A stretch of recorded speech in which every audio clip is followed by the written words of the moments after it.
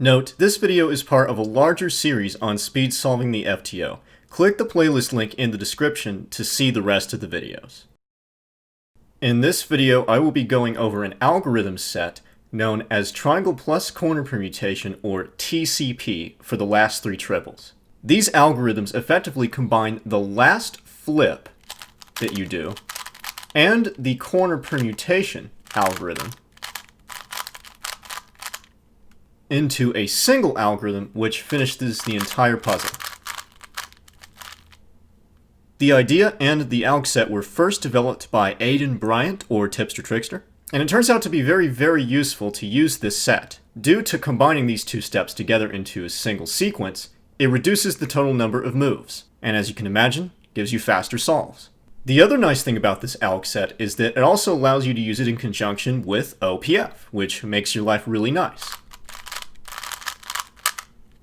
So it's relatively easy to learn, and you can start using it pretty much immediately in your solves. Now, there are a total of 6 cases that can be defined for TCP, but 2 of these are the algorithms that you're already familiar with. They are just the flipping algorithms, but in the context of this alg set, they are executed a little bit differently, and so here's an example of one that looks like that, but it's the same idea. So there are only 4 new algorithms that you actually have to learn. So this is pretty much one of the easiest algorithm sets that I can think of that you could even learn for a puzzle. So if you really want to improve your FTO solving, do yourself a favor and give this alg set a try. You literally have nothing to lose.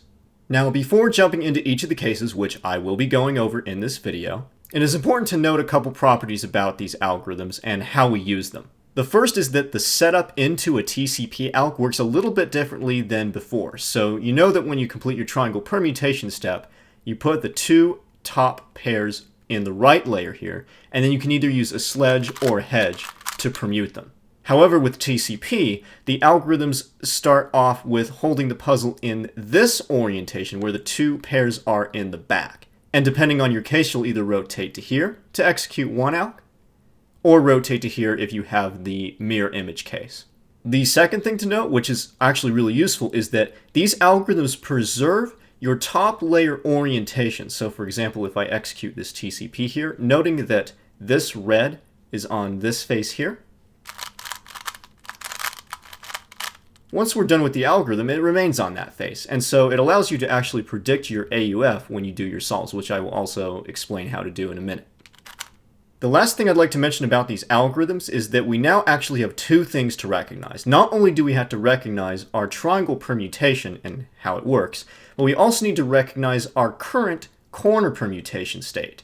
Now don't worry, with practice this does become easier, and you start to recognize exactly how the corners and triangles interact with each other when you're going into your TCP alg. Alright, now let's finally dive into each of the cases. For each of these, I'm going to assume that the top layer is already oriented correctly, but in reality it could be in any of the 3 orientations. Now the first 2 cases are really nice. These are actually just the regular flip algs that we're familiar with, but the execution we're going to do a little bit sideways. So the first case here is that we see that the triangles need to cycle counterclockwise relative to where they are right now. So this blue needs to go counterclockwise to here, this pink counterclockwise to here, and the yellow counterclockwise to here. And the corners are the same story. These need to also cycle in the same direction, counterclockwise to here, and to here, as you can see.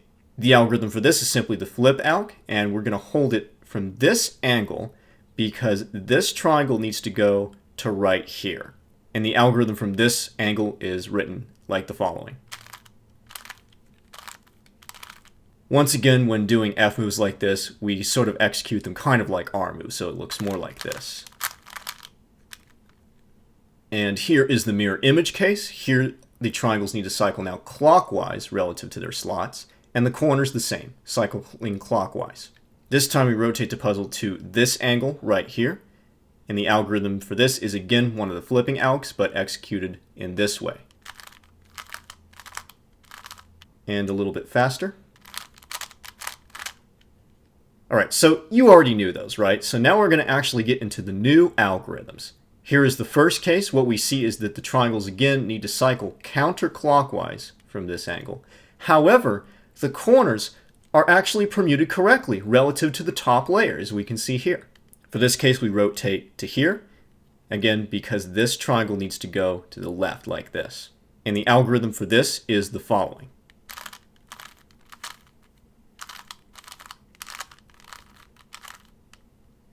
And a little bit faster. And here is the mirror image case, so we can see the triangles now need to cycle clockwise relative to their positions. And the corners, again, are solved correctly relative to the top layer. For this case, we now rotate to here. Again, this triangle needs to go to this position. And the algorithm for this is the conjugate of that, which looks like this.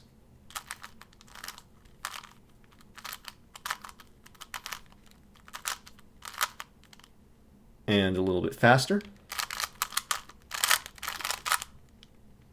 And now we are at the last two final cases. Here is the first one. We see that, again, triangles need to cycle counterclockwise relative to where they are, but the corners actually need to cycle clockwise relative to where they are. So they go the opposite direction of the triangles. For this case, we rotate the puzzle to here. Again, this triangle needs to go to this position. And the algorithm for this is the following.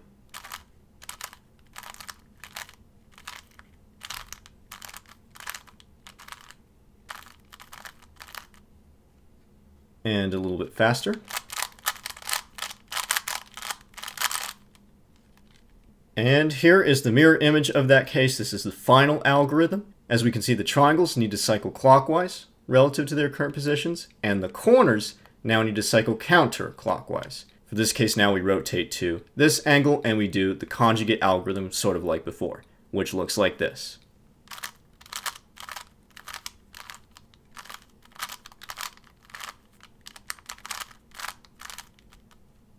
And a bit faster. And those are all the cases and all the algorithms that I use. Once again, these are not the only algorithms that exist. Aiden made his own algs, and if you're interested in looking at those, check the description. I prefer these algorithms specifically because they are UFD 3-gen algs and they don't require any slice moves or any awkward regrips during the execution. But whichever algs you prefer is up to you. So now here are some tips for helping to recognize each of these cases.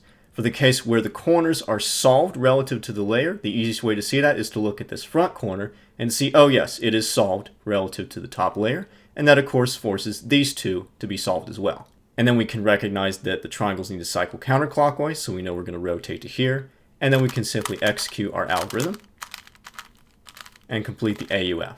For the case where you will skip your corner permutation, if you have an OPF, the best way I've found to recognize it is to take a look at these two corner pieces and see this one is matched up with a triangle here.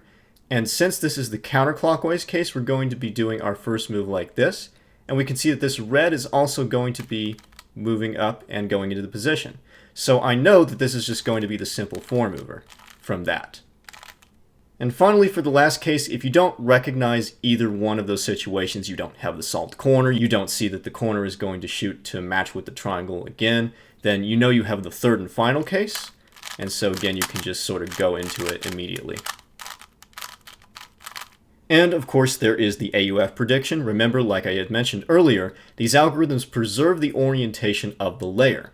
So when we're looking at it in this state and recognizing the case, we see that we also have this AUF here. We're going to have to do a clockwise turn of this top layer when we finish. So again, we can just go straight into it without any pause. So now, as you saw from those previous algorithm executions, we were executing them from a different angle than we would normally execute our last flip going into corner permutation the old way. And so this raises the question, do we need to prepare for the TCP alg slightly differently than we would for the previous method? And the answer is yes. So let's say that I'm completing my pair formation here. I already have this pair, and I'm going to go ahead and match up this one right here. Again, you know, we still want to do all the things like avoiding 1 flip, avoiding 2 flip when we can. So I can see here I have the second pair now, and I don't want to shoot this triangle over here because that's going to give me 2 flips, so I want to shoot it over here. And the thing to keep in mind is when we finish our pair formation, the TCP algorithm is from this angle, right? So we want to remember to rotate to this angle now when we go into recognizing TCP and executing it. Now there is another really important distinction that I'm also going to demonstrate with a case like this. So I'm again trying to solve my last three triples. I have this pair formed, and I see that I can form this pair right here with the U move here. So now I have these two pairs, and now I want to flip this pair at the top, so I'm going to be flipping these two triples. Now previously, you'll remember that I did mention that it's usually better to shoot the last bottom triangle to the back left slot, and this would be true if we were doing this the old way, because then we could immediately go here and then go into our next flip. However, if we're doing TCP, again, as you saw, the algorithms are executed where the last pair, which is on the bottom, is facing towards us. So what this means is that this time we actually want to prioritize shooting the last bottom triangle to the front slot instead. So in this case, instead of doing a hedge like the old way, we're actually going to do a sledge. And now U prime finishes the pair formation, and we're automatically in this orientation. And now we can recognize that, yes, we have this particular TCP, the corners are solved, and the triangles need to cycle counterclockwise, and the AUF is going to be a clockwise turn of the layer. So we can go into the algorithm and just straight finish it very quickly. Now, once again, like I did mention in my previous last three triples video, sometimes you don't want to do that. Sometimes that's going to be the same slot color as the bottom triangle, and you'll get a two flip case. So, of course, in situations like this, you actually want to shoot to the other slot. So we'll shoot to here this time, and this avoids the two flip case, and then we can solve our TCP like normal. Okay, so now I'm going to bring in this case again to show that there's also a really nice trick in certain circumstances where it really doesn't matter what your last flip is for your pair formation. The last bottom triangle will not end up in its correct slot, so you can avoid two flip no matter what. The question is there a way to force a better TCP? As we had seen, one of those algorithms is quite nice, it's only 8 moves long, but the other one is not so nice and it's 12 moves long. So is it possible to force a better case? And it turns out it can be in some circumstances, and here's an example of that. So as we see, we finished our second pair, and this time the last bottom triangle is directly over its correct slot before we go into that last flip. So it doesn't matter which flip we use, hedge or sledge, this triangle is not going to end up in its correct slot, so we can avoid two flip. And again, there are two options for this flip, and we want to think about what's going to happen with our corner pieces. Remember, the whole idea with TCP is that we're skipping the corner permutation at the very end because it's consolidated into our last flip.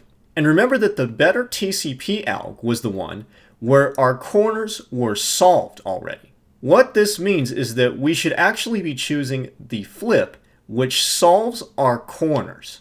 So in this case, that's not going to be a hedge, right? If I were to do a hedge, then our corners are not solved, and we end up with the bad TCP that we have to do that long 12-move sequence for.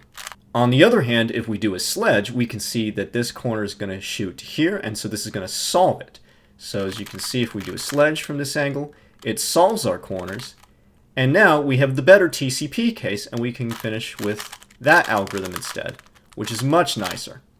So that is a way that we can actually kind of force a better case at the very end of the solves, which is quite nice in some circumstances. Now this also has a really interesting consequence. Say that we get to that scenario, and our corners are already solved. What does that mean? Well, it actually means that we are guaranteed to skip the TCP. We'll get the easy flip case. Now, knowing this, remember that if our last algorithm is a flip, it's actually a little bit nicer to be able to execute it the old way. It's a little bit more convenient and ergonomically friendly. So if we run into that situation where our corners are already solved before we go into that last flip, and again remember, all of this requires that last bottom triangle to be over its correct slot before we go into the last flip to complete the pair formation. So in this case, it's best to shoot it to the back left slot again, so no longer the front slot like I had mentioned. In this very special case, we want to shoot it to the back left slot. So if we do a hedge here, and then a U prime to finish the pair formation, we can go straight into the triangle permutation the old way, and we skip. So this is really demonstrating to you that there are a lot of possibilities with last three triples and ways that you can make your cases nicer and take advantage of certain things. TCP is just the beginning. By using this algorithm set, it really completely changes how we even have to approach solving our last three triples, especially when we get closer and closer to that end game. But these strategies are guaranteed to make your solves much faster if you practice them quite a bit, and even more consistent. I myself have gotten quite consistent by using TCP compared to my old strategies. So I hope this is really helpful and will help make the last 3 triple step just go a lot faster and more efficiently for you. That's it for this video. Be sure to check out the others through the playlist link in the description.